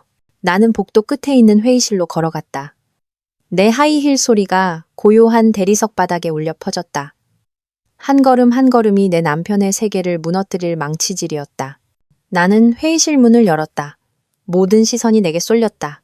연로하신 재무이사님, 까다롭기로 소문난 운영본부장님, 그리고 투자자 대표 몇몇이 있었다. 그들 모두 의문이 가득한 눈으로 나를 쳐다봤다. 나는 그들에게 짧게 고개를 끄덕이고 테이블 끝 리더의 주된 자리에 앉았다. 좋은 아침입니다. 내가 차분하고 위험 있는 목소리로 인사했다. 긴급 회의에 시간을 내주셔서 감사합니다. 갑작스러운 것을 알지만 우리가 즉시 처리해야 할 매우 시급하고 심각한 문제가 있습니다. 나는 테이블 주위를 둘러보았다.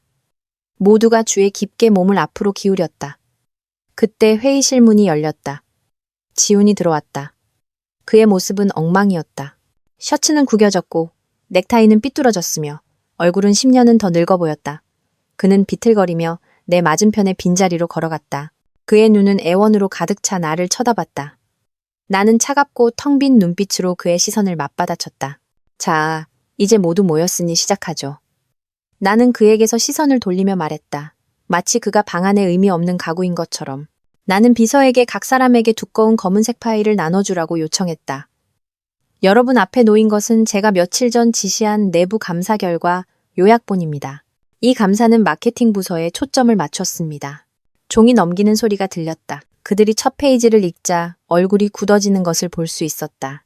이 감사는 내가 말을 이었다. 내 목소리는 고요한 방 안에 울려 퍼졌다. 지난 1년 이상 동안 체계적으로 이루어진 대규모의 회사, 자금 횡령 증거를 발견했습니다. 재무이사님이 고개를 들었다. 그의 얼굴은 분노로 붉어졌다. 이게 무슨 말입니까? 강 대표? 자금 횡령이라니. 누가 한 겁니까? 나는 이제 고개를 푹 숙이고 테이블을 쳐다보는 지훈을 향해 똑바로 앞을 응시했다. 마치 바닥이 갈라져 자신을 삼켜주길 바라는 것처럼. 이 계획은 매우 치밀하게 이루어졌습니다.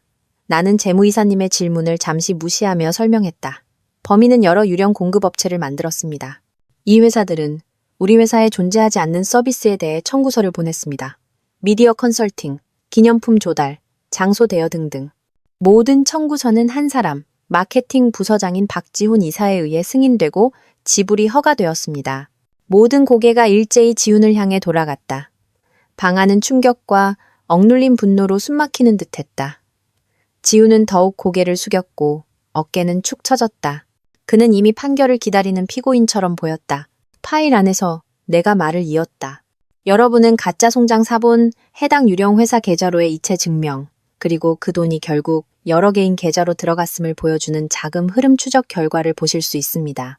지금까지 우리가 파악한 회사의 총 손실액은 수십억 원에 달합니다. 인내심 없기로 유명한 운영본부장님이 테이블을 가볍게 내리쳤다. 박 이사, 이게 사실인가?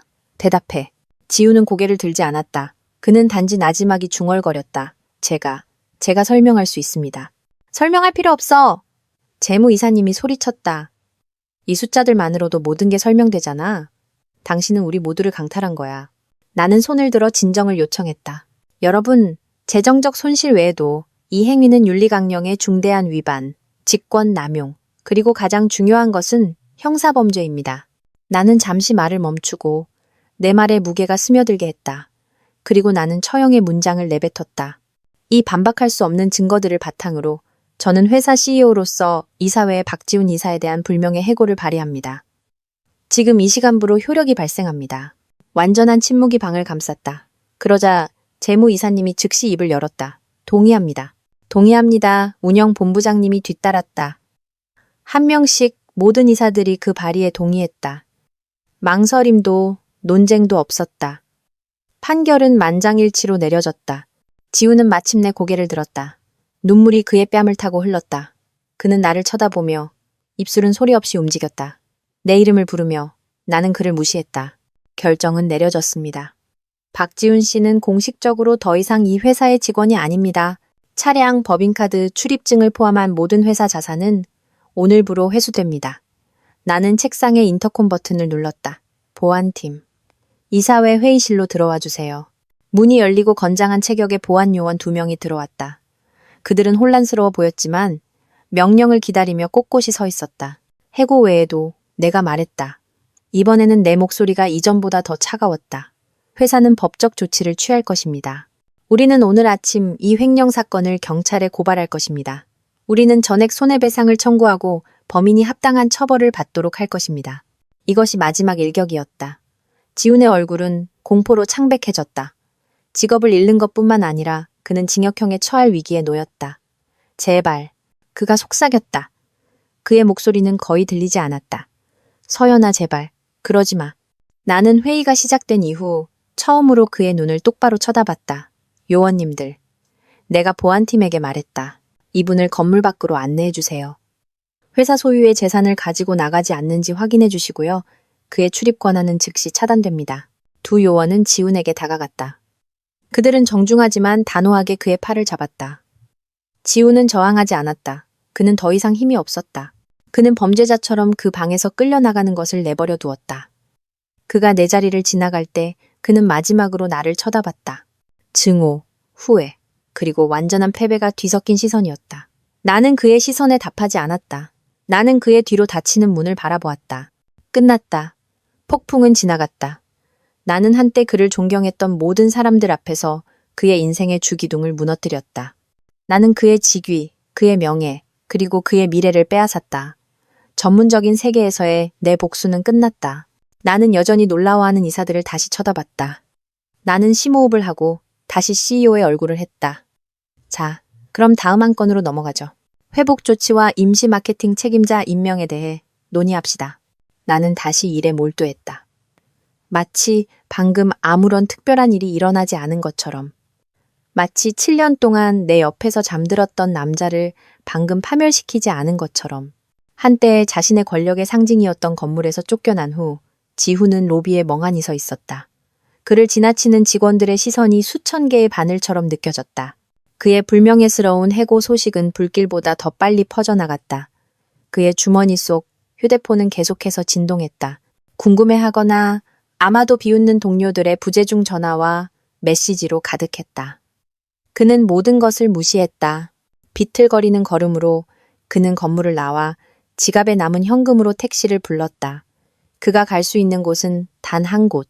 수진이와 함께 사는 그의 집이었다. 그의 범죄 수익으로 산 집. 택시가 그 아담한 집 앞에 멈췄을 때 수진이는 정원에서 꽃에 물을 주고 있었다. 그녀는 지훈이 일찍 돌아온 것을 보고 환하게 미소 지었다. 그 미소는 남편의 엉망인 모습과 시체처럼 창백한 얼굴을 보자마자 즉시 사라졌다. 민준 씨, 왜 벌써 왔어요? 그녀가 물호스를 내려놓으며 걱정스럽게 물었다. 지훈은 대답하지 않았다. 그는 수진이를 지나쳐 집으로 들어가 소파에 몸을 던졌다. 그는 텅 빈 시선으로 천장을 응시했다. 회의실에서 일어났던 모든 일이 고장난 필름처럼 그의 머릿속에서 맴돌았다. 수진이가 그를 따라 들어왔다. 그녀의 걱정은 이제 약간의 짜증과 섞였다. 민준 씨, 내가 말하고 있잖아요. 무슨 일이에요? 회사에 문제 있어요? 마침내 지훈이 그녀를 돌아보았다. 그의 눈은 충혈되고 텅 비어 있었다. 회사. 그가 씁쓸하게 내뱉었다. 더 이상 나한테 회사는 없어. 무슨 뜻이에요? 그리고 지훈은 모든 것을 털어놓았다. 정직하고 싶어서가 아니라 다른 선택지가 없었기 때문이었다. 그는 해고, 횡령 혐의에 대해 이야기했다. 그리고 마침내 가장 어려운 부분에 이르렀다. 그가 철저히 숨겨왔던 부분. 서연이가, 걔가 모든 걸 알아. 그가 나지막이 말했다. 수진이의 이마에 주름이 잡혔다. 서연이? 서연이가 누군데요? 지훈은 길게 숨을 들이쉬었다. 강서연은 우리 회사 대표야. 그리고 내 아내이기도 해. 내 첫 번째 아내. 수진이의 세상이 순식간에 무너져 내렸다. 그 말들은 이해가 되지 않았다. 아내? 아내라니 무슨 말이에요? 당신 미혼이라고 했잖아요. 부모님 앞에서, 혼인 서약서 앞에서 결혼한 적 없다고 했잖아요. 그녀의 목소리는 충격과 분노로 떨리기 시작했다. 설명할 수 있어, 수진아. 뭘 설명해요? 당신 이름이 김민준이 아니라는 거? 당신한테 아내가 있다는 거? 우리가 지금까지 쓴 돈이 전부 더러운 돈이라는 거? 설명해봐요. 수진이가 소리쳤다. 눈물이 흐르기 시작했다. 그들의 첫 번째 대판 싸움이 터졌다. 수진이는 고통스러운 모든 질문을 던졌고 지우는 약하고 거짓말로 가득 찬 변명으로 답했다. 그는 일에 너무 바빠. 자신을 외롭게 만든 서연이를 탓했다. 그는 상황을 탓했다. 그는 자기 자신을 제외한 모든 것을 탓했다. 그 후 며칠은 지옥이었다. 지훈의 파멸이 불러온 도미노 효과가 느껴지기 시작했다. 수진이가 슈퍼마켓에서 장을 보려 할 때 그들의 공동 신용카드가 거절당했다. 따귀를 맞는 듯한 작은 굴욕이었다. 그들의 은행 계좌는 회사 조사의 일부로 동결되었다. 연체된 주택 대출에 대한 은행의 첫 번째 경고장이 우편함에 도착했다. 그들이 지금까지 누려온 작은 사치는 순식간에 사라졌다. 더 이상 비싼 레스토랑에서 식사할 수도 원하는 물건을 살 수도 없었다. 그들은 아름답지만 감옥처럼 느껴지는 집에 갇혔다. 모든 구석이 그들을 거짓된 기반 위에 세워졌다는 것을 상기시켰기 때문이다. 그 소식은 마침내 수진이의 가족에게도 전해졌다. 그녀의 아버지가 전화했다. 그의 목소리는 분노와 수치심으로 떨렸다. 그는 수진이를 꾸짖으며 사기꾼이자 유부남과 결혼하여 가문의 명예에 먹칠을 했다고 말했다. 그 전화 이후 수진이는 몇 시간 동안 울며 방에 틀어박혔다. 돈과 거짓말의 비를 맞으며 무성하게 자랐던 그들의 사랑은 메마르고 거친 현실의 땅에서는 버틸 만큼 강하지 않았다. 돈과 사회적 지위가 없어진 그들은 서로의 본 모습을 보게 되었고 그들이 본 모습은 마음에 들지 않았다. 싸움은 일상적인 메뉴가 되었다. 이게 다 당신 때문이야. 어느 날 오후 그들이 그 주에 세 번째로 라면을 먹고 있을 때 수진이가 소리쳤다. 처음부터 솔직했다면 난 당신 같은 거짓말쟁이랑 절대 결혼하지 않았을 거야. 오, 정말? 지훈이 맞받아쳤다. 그의 절망은 이제 씁쓸함으로 변했다. 내가 솔직했다면 결혼하지 않았을까? 아니면 내가 돈이 없었다면 결혼하지 않았을까? 당신도 이 모든 걸 즐겼잖아. 안 그래? 명품 가방, 휴가, 이 집. 모르는 척하지 마. 그 돈이 훔친 돈인 줄은 몰랐어요. 하지만 당신은 한 번도 물어보지 않았지. 안 그래? 그냥 받는 걸 좋아했을 뿐이야. 그들은 말로 서로에게 상처를 주며 좌절감과 후회를 서로에게 쏟아내려 애썼다. 한때 존재했던 따뜻함과 애정은 이제 증오와 경멸로 대체되었다. 지우는 수진이를 더 이상 자신의 구원자 천사로 보지 않고 자신의 짐을 더하는 물질주의적인 여자로 보았다. 수진이는 지훈을 더 이상 잘생긴 왕자로 보지 않고 자신의 인생을 망친 나약한 패배자로 보았다. 그들은 생계를 위해 물건을 팔기 시작했다. 지훈이 사줬던 보석, 시계, 심지어 집안의 가구까지. 한때 웃음으로 가득했던 그 집은 이제 텅 비고 차갑게 느껴졌다. 그들은 함께 살았지만 혼자일 때보다 더 외로웠다. 어느 날 밤, 평소보다 더 격렬한 싸움 끝에 수진이는 가방을 쌌다. 어디가? 지훈이 지친 목소리로 물었다. 더 이상 싸울 힘도 없었다. 부모님 댁으로 돌아갈 거야. 더 이상 이 지옥에서 당신이랑 사는 거 못 견디겠어. 수진이가 차갑게 대답했다. 그녀의 눈은 붓고 텅 비어 있었다. 그럼 나는? 수진이는 마지막으로 그를 쳐다봤다. 더 이상 사랑이 담기지 않은 오직 혐오와 피로감만이 담긴 시선이었다. 그건 더 이상 내 알바 아니에요. 당신이 이 난장판을 만들었으니 이제 혼자 즐겨요. 그녀는 문을 세게 닫고 나갔다. 지훈은 그녀를 쫓지 않았다. 그는 그냥 소파에 조용히 앉아 있었다. 희미하고 반쯤 비어있는 방 한가운데서 그는 혼자였다. 그는 모든 것을 잃었다. 두 아내, 두 집, 직업, 명성, 그리고 미래. 그의 금지된 사랑의 폐허가 그를 덮쳐 후회 속에 산채로 묻어버렸다. 이것이 진정한 비참함이었다. 물질적 빈곤이 아니라 영혼의 빈곤. 그리고 그는 이것이 단지 시작에 불과하다는 것을 알았다. 승리는 고요했다. 지훈이 사무실에서 쫓겨나고 회의실에 폭풍이 잦아든 후 나는 이전보다 더 크고 텅 빈 집으로 돌아왔다. 나는 넘치는 만족감, 완벽한 복수에서 오는 희열을 느낄 것이라 생각했다. 하지만 내가 느낀 것은 공허함 뿐이었다. 그동안 나를 지탱해온 아드레날린이 모두 소진되어 뼛속까지 피로가 스며들었다. 나는 거실 한가운데 서서 주위를 둘러보았다. 모든 것이 그대로였다. 우리가 함께 고른 소파, 이탈리아 휴가 때 산 그림, 여전히 우리 둘의 거짓된 미소를 보여주는 디지털 액자들. 이 모든 것은 막을 내린 연극의 소품이었다. 이제 주연 배우가 떠나자. 이 무대는 끔찍하게 느껴졌다. 그날 밤 나는 우리 침실에서 자지 않았다. 낯설고 차가운 침대가 있는 손님방 중 하나에서 잤다. 며칠 만에 처음으로. 나는 다시 울음을 터뜨렸다. 하지만 이번 울음은 달랐다. 배신감 때문이 아니라 나 자신을 위한 울음이었다. 나는 환상을 위해 바쳤던 내 인생의 7년을 통곡했다. 한때 동화를 굳게 믿었지만 이제는 상처로 가득한 현실 세계에서 사는 법을 배워야 하는 서연이를 위해 울었다. 다음 날 아침 나는 부은 눈으로 일어났지만 새로운 결심을 했다. 애도는 끝났다. 복수는 끝났다. 이제는 자네를 치울 시간이었다. 나의 첫 번째 단계는 변호사에게 연락하는 것이었다. 내 회사의 모든 법률 문제를 처리하는 김 변호사라는 이름의 강인한 여성이었다. 나는 도시의 전망이 보이는 미니멀한 그녀의 사무실에서 그녀를 만났다. 나는 이중결혼, 사기, 횡령에 대해 아무것도 숨기지 않고 모든 것을 이야기했다. 김 변호사는 아무런 말 없이 들었다. 그녀의 단호한 얼굴은 놀라움을 보이지 않았다. 그녀는 분명 더 나쁜 이야기들도 들어봤을 것이다. 우리는 매우 강력한 사건을 가지고 있습니다. 강 대표님. 내가 이야기를 마친 후 그녀가 말했다. 이혼은 쉬울 겁니다. 그의 배신과 범죄 행위는 충분한 이유가 되고도 남습니다.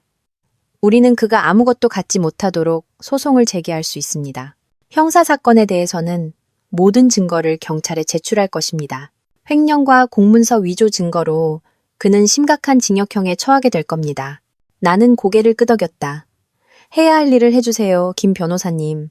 최대한 빨리 진행하고 싶어요. 그의 이름을 내 인생에서 지워버리고 싶습니다. 그 만남 후 나는 어깨의 짐이 조금 가벼워진 것을 느꼈다. 법률 문제를 전문가에게 맡기니 나는 다음 단계에 집중할 수 있었다. 내 집을 청소하는 것. 나는 회사에서 3일간 휴가를 냈다. 거의 해본 적 없는 사치였다. 나는 전문 포장업체를 고용했다. 그리고 정화의식을 시작했다. 나는 커다란 쓰레기 봉투를 들고 방을 하나씩 옮겨 다녔다. 우리의 옷장. 아니 더 정확히는 그의 옷장을 열었다. 그의 모든 값비싼 정장, 실크 셔츠, 시계와 가죽 구두 컬렉션. 모든 것을 커다란 상자에 담았다. 나는 그것들을 보관하지 않을 것이다. 기부할 생각도 없었다. 나는 그것들을 태워버릴 것이다. 벽에서 우리 둘의 사진을 모두 떼어냈다. 콘센트에서 디지털 액자를 뽑았다. 그를 생각나게 하는 모든 물건을 치웠다. 그에게서 받은 첫 번째 생일 선물, 우리가 함께 본 첫 콘서트 티켓.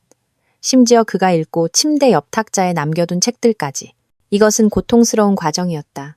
모든 물건은 하나의 기억이었다. 하지만 그것을 손에 줄 때마다 나는 그 기억이 거짓이라는 것을 스스로에게 상기시켰다. 사진 속의 미소는 거짓이었다. 선물과 함께한 달콤한 말들도 거짓이었다. 이 물건들을 버림으로써 나는 내 인생에서 암을 제거하는 수술을 하고 있었다.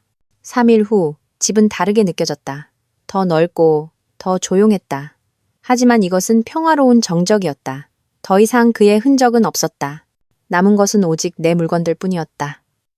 이 집은 이제 100% 내 것이었다. 나의 궁전. 회사로 돌아가는 것은 그 자체로 도전이었다. 내 이혼과 지훈의 사기 스캔들에 대한 소문은 이미 공공연한 비밀이 되었을 것이다. 로비에서 사람들이 나를 쳐다보는 방식에서 그것을 느낄 수 있었다. 동정의 눈빛, 속삭임 감탄의 눈빛이 있었다. 나는 그들 모두를 지나쳐 고개를 꼿꼿이 세우고 걸었다. 나는 그들이 나를 희생자로 보게 두지 않을 것이다. 나는 그들의 리더이고 그렇게 행동할 것이다. 나는 일에 몰두했다. 이전보다 더 열심히 일했다. 회사는 나의 도피처가 되었다. 숫자와 사업 전략은 내가 통제할 수 있는 것이었다. 속임수로 가득 찬 인간의 마음과는 달랐다. 우리 회사는 그 충격을 성공적으로 극복하고 심지어 더 강해졌다. 나는 모든 사람에게, 그리고 특히 나 자신에게 이 회사의 성공이 결코 그에게 의존하지 않았다는 것을 증명했다. 이것은 나의 왕국이었지. 우리의 왕국이 아니었다. 하지만 밤에 조용한 집으로 돌아오면 그 공허함이 때때로 다시 찾아왔다. 나는 모든 것을 가졌다. 부, 권력, 성공. 하지만 나는 외로웠다. 나는 복수와 일이 내 마음의 구멍을 채울 수 없다는 것을 깨달았다. 나는 다른 무언가, 진정으로 나 자신을 위한 무언가가 필요했다. 어느 날 밤, 창고를 정리하다가 오랫동안 잊고 있던 물건을 발견했다. 대학 시절 내 그림 도구가 담긴 나무 상자였다. 누렇게 변한 캔버스, 뻣뻣해지기 시작한 붓, 그리고 일부는 굳어버린 유화 물감. 야심찬 사업가가 되기 전에 나는 화가가 되기를 꿈꾸던 소녀였다. 나는 그 꿈이 충분히 실용적이지 않고 충분히 돈을 벌지 못한다고 생각해서 포기했다. 떨리는 손으로 나는 그 상자를 열었다. 빈 캔버스 하나를 꺼내 이젤에 세우고 팔레트 위에 물감을 짜기 시작했다. 처음에는 손이 굳어 있었다. 무엇을 그려야 할지 몰랐다. 그리고 나는 눈을 감고 내 감정이 흐르도록 내버려 두었다. 나는 그림을 그렸다. 어두운 색들을 섞었다. 검은색, 남색, 짙은 보라색. 내 마음속의 혼돈과 고통을 묘사했다. 그리고 서서히 다른 색들을 더하기 시작했다. 분노를 위한 약간의 붉은색, 슬픔을 위한 약간의 회색, 그리고 마침내 나는 흰색과 금색 물감을 집었다. 나는 그것을 어둠의 한가운데에 칠해 하나의 빛을 만들었다. 새벽이 동트는 균열을 나는 새벽까지 계속 그림을 그렸다. 끝났을 때 나는 한 걸음 물러서서 내 작품을 바라보았다. 그림은 추상적이었고 격동하는 감정으로 가득했다. 하지만 그 한가운데에는 희망이 있었다. 나는 피곤했지만 또한 안도감을 느꼈다. 마치 내 영혼 속의 모든 독을 꺼내 캔버스 위에 쏟아낸 것 같았다. 그날 이후 나는 매일 밤 다시 그림을 그리기 시작했다. 지훈의 텅 빈 서재는 내 아트 스튜디오로 변했다.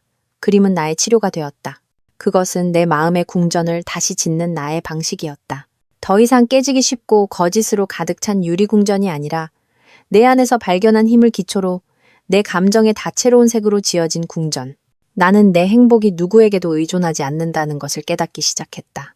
그것은 남편에게서 직위나 부에서 오는 것이 아니었다. 진정한 행복은 자기 수용, 상처를 마주할 용기, 그리고 폐허 속에서 자신을 다시 세울 힘에서 오는 것이었다. 나는 거짓말 속에서 내 인생의 7년을 잃었을지 모르지만 치유 과정에서 온전한 나 자신을 다시 찾았다. 그리고 그 발견은 내게서 빼앗긴 어떤 것보다도 훨씬 더 가치 있었다. 2년이 바람처럼 흘렀다. 시간은 기적적인 치유사이자 현명한 스승이었다. 상처를 지우지는 않지만 그것과 함께 사는 법을 가르쳐준다. 심지어 그 흉터를 힘의 원천으로 바꾸기도 한다. 내 세상은 많이 변했다. 나는 여전히 회사를 이끌고 있지만 다른 방식으로 더 이상 예전처럼 미친 듯이 일하지 않고 이를 유일한 도피처로 삼지도 않는다. 나는 위임하는 법을, 내 팀을 신뢰하는 법을 배웠다. 회사는 오히려 더 균형 잡히고 현명해진 여성이 이끌게 되면서 더욱 번창했다. 가장 큰 변화는 내 안에서 일어났다. 나는 회의실 밖에서 내 삶의 열정을 다시 찾았다. 내 그림 스튜디오는 이제 내 작품들로 가득하다. 그중 일부는 지역 미술관에 전시되기도 했다.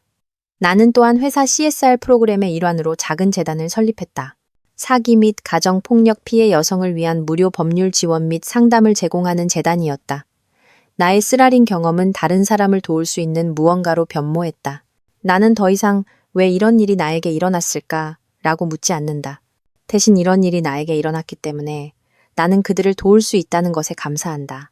내 집은 더 이상 텅 비게 느껴지지 않는다. 이제는 진정한 친구들의 웃음소리로 가득하다. 더 자주 방문하시는 부모님의 웃음소리, 그리고 때로는 아리라는 남자의 웃음소리. 그는 재단 자선 행사 중 한 곳에서 만난 건축가였다. 우리의 관계는 드라마도 가식도 없이 천천히 진행되고 있다. 그는 내 과거를 알고 나를 판단하지 않는다. 그는 내 부가 아닌 내 강인함을 존경한다. 나는 이 관계가 어디로 향할지 아직 모르고 서두르지 않는다. 나는 행복이 최종 목적지가 아니라 하나의 여정이라는 것을 배웠다. 그럼 그들은 어떻게 됐을까? 지훈과 수진.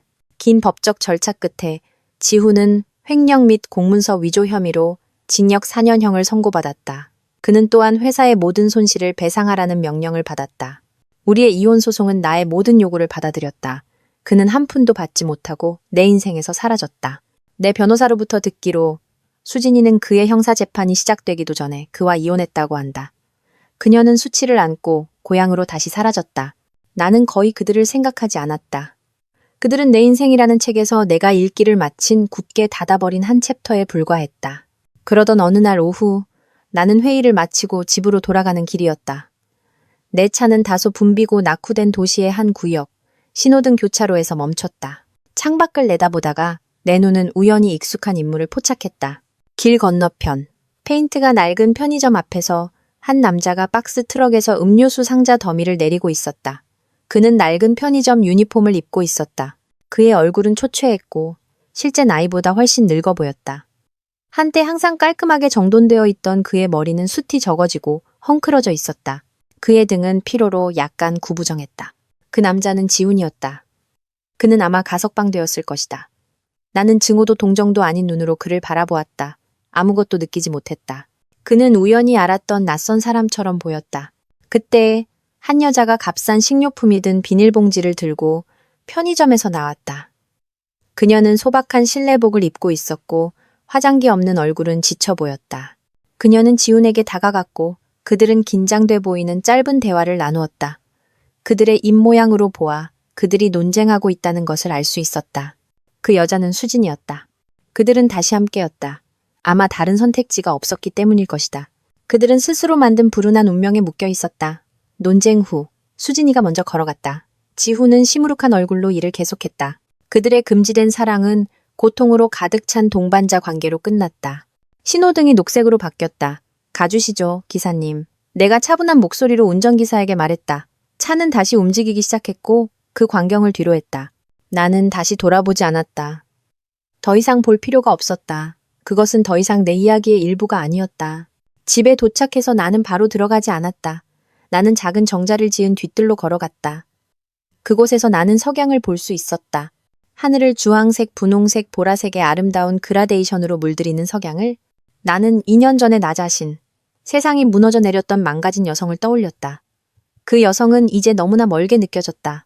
나는 폭풍을 이겨냈고 단지 살아남은 것이 아니라 다시 태어났다. 나의 진정한 승리는 지훈이 고통받는 것을 보았을 때가 아니었다. 그가 훔쳐간 모든 것을 되찾았을 때도 아니었다. 나의 승리는 고통 없이 내 과거를 바라볼 수 있고 희망으로 가득 찬 내 미래를 바라볼 수 있을 때였다. 나는 서늘한 저녁 공기를 깊이 들이마셨다. 나는 미소 지었다. 내 인생에 새로운 새벽이 밝았다. 그리고 이번에는 내가 직접 그 하늘의 색을 칠할 것이다.